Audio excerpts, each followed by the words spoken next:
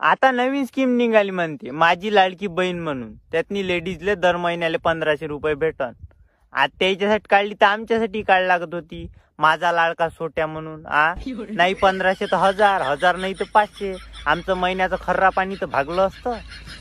Recharge भागलं असतं. आता तर रिचार्जचे भाव वाढले म्हणते. कम से कम माणसाले वाटलंच नसतं बेरोजगार आहे म्हणून. काढा ना एखादी स्कीम बेरोजगार नावाची काढा. सगळं गाव नुसतं कागदपत्र घेऊन फिरताय. मुख्यमंत्री लाडकी बहीण योजना आणि लाडका दाजी तर पार जाम झालाय कागद गोळा करू करू. सरकारनं महिलांसाठी किती मस्त योजना काढल्या. सुकन्या, लाडकी लेक, लाडकी बहीण, किती मस्त योजना काढल्या. आमच्यासाठी काढायला लागत होती एखादी. बेरोजगार दादा, रिकामचोट भाऊराया, आळशी पुत्र, एखादी तर काढायला लागत होती. आम्ही काय हिमालयात जायसाठी ठेवून आहे का?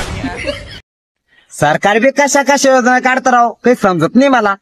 शेतकऱ्याला 500 रुपये महिना आणि शेतकऱ्याच्या बायकोला 1500 रुपये महिना. मग त्याला शेती कराव का दुसरी बायको कराव?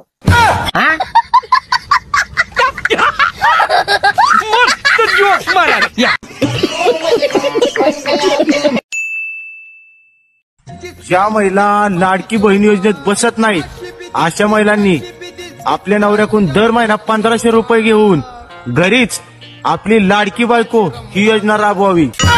माझे रंभा ग जीवाची लाडकी रंभा, माझे रंभा ग सावळ्याची लाडकी रंभा.